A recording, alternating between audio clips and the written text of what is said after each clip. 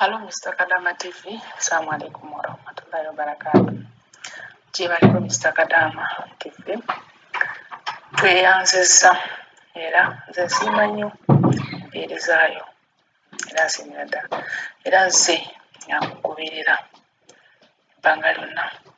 naye nange olwaleero ngambye kanjogereko nammwe oba mumpamu ku magezi ene oba kusharinga nammwe lwansonga waliwo omuwala bambi abadde aseyalinzeeko naffe kundize obuzibu obuyafuna obw'okugema omubatwala okugema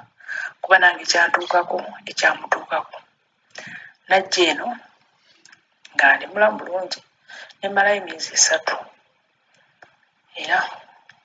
lasitiya yali January ne batwala ne bangema olwamala okugema ne mbabuuza mwe mungema ki ne bangamba mbu tugema corona ne bangema gwali mwezi gwa 4 olwamala okungema bwe bati Mr. Kadama TV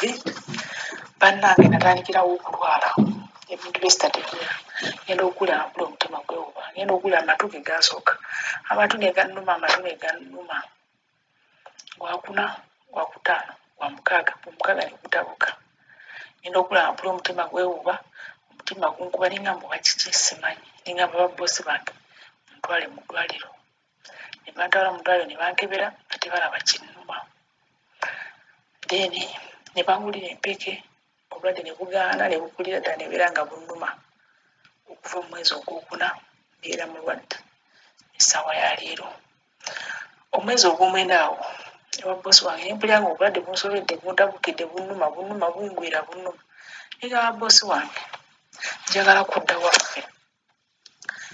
bbosi wange yanyiiga n'agamba toli mulwadde toyagala magazi kukola nanza ku ofiisi era toba ku ofiisi ebya ofiisi Mr. Kadama TV si byangu era Mr. Kadama TV nakomekkereza nga nzira mu kiyumba nga bangamba ofiisi genda ate obulwadde tobyogerako nga banteeka mu kiyumba essaawa zino ndi mu kiyumba naye ekiyumba kye natuukamu nga kimalamu emyezi 2 obulwadde era bukyannuma nga bantwala bangema okungema ku midi nga mbagamba bannaye nze sigenda kugemebwa nga baŋŋamba olina okugemebwa era nange omwami oyo nga ŋŋamba ngaoyo omuwala bwe yamugamba naffe ffenna twagemebwa mukyala wange yagemebwa abaana bonna bagemebwa bino ebintu biyamba ggwe era bintu byaki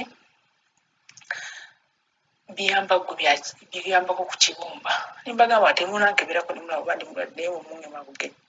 ng'agamba abasawo mwogere naye nga njogera n'abasawo ng'abasawo balemerako nga bagamba tulina okugema nimbagamba naye bangema luli nendwala nakati mundaba nzenna ndi mulwadde nga bangamba ebyo tebyali bya tugenda kugema hepatitis luli bakugema corona Mr. Kadama TV nga bangema naye nakamala wiiki emu ng'omwami agamba nzirayo kungema nga mugamba nkubuulire sigenda kukkiriza kuddayo kungema badde Mr. Kadama TV bayomba n'omusajja n'omukazi bonna ne bayomba wano olutalo lwali wano luyitirivu ne batuuka n'okungamba bagenda kunsala ku ssente ne mbagamba ssente za kibulwaki tebakugemye bagenda kusala ssente ne mbagamba oba muzinsala muzinsale ne bampaabira ku ofiisi ne bakuba ku ofiisi mbonaaganya okumugema ne mbagamba ze sigenda gema okusinza kye natuukako mwaka ngema empiso neeri bagingema neeno mugingemye siddayo nga bayomba abantu bonna bakadama bonna bagemebwa tebabeera bubi kyokka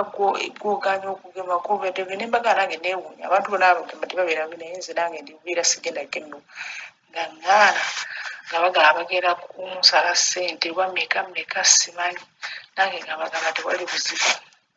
muzinsale era nange nagaanira ddala saddayo kungema so kati oyo omuwala engeri gyagambye nti omutima gumwewuba nange omutima guneewuba omutima gunkuba obulwadde butuuka ne bunnuma simanyi kinnuma sobola kunyonyola ki ekinnuma naye simanyi oba empiso gye bakuba yavaako obuzibu nange simanyi Mr. Kadama TV badde nsaba abawuliza bannange bampe ku magezi naye ndi bubi kubanga sibitegeera kati ate nkyali bulwadde bikyannuma ate kati nagenda mu kiyumba kipya naye n'abantu nga baŋŋamba tebagenda kumpa ssente bagenda kubeera ne ssente mbusimanyi oba agenda okukuba essimu ng'ayagala ssente ate tebamanyi ssente meka z'ayagala nange ngambagamba muntwale mu ddwaliro nja kunnyonnyola dokita nava e Uganda baŋŋemye korona ntuuse eno ate bazeemu baŋŋemye mukiriko mpalasale ne bagamba kati siddamu kangende nnyonnyola dokita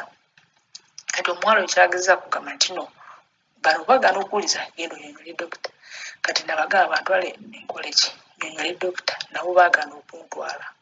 ne bagamba si buzibu bwaffe era tetugenda kukolera visa nange nenyumira ku magulu abiri ne mbagamba sebo oba temugenda kukolera visa muzeeyo ku woofiisi ne bagamba twakukoledde ate awo ne bakkakkana kati ssente ne bagaanira ssente bagamba era ssente tugenda zitereka kubanga oli ayinza okuba nga ayagala ssente ne mbagamba ani agenda okuba nga ayagala ssente gavumenti ye eyagala ssente meka enaagumiikiriza nange nenkala nembalimiraku mbagamba temugenda kuŋŋema mulundi mulala era tebaŋŋema nebyessente kati ssente zibagaanira bazikwata ogwasooka nabagamba muzeeyo ku woofiisi oba tasobola kumpa ssente zange ne bazimpa kati guno ogwokubiri era nawo nabagambye nembagamba naye najja kukolera abaana bange abaana okusoma kutuuse temumpa ssente ne bazimpa kati tebannazimpa naye ssente bazigaanira okufa obufi tebaagala kusasula ate sigandi tebalina ssente balina ssente naye tebatuwa ssente nebana abantu bano Mr. Kadama TV tuli ku buzibu bannange naye nga tuyanza byonna empeereza yo amawulire g'otuwa gonna tugeeyanza amiina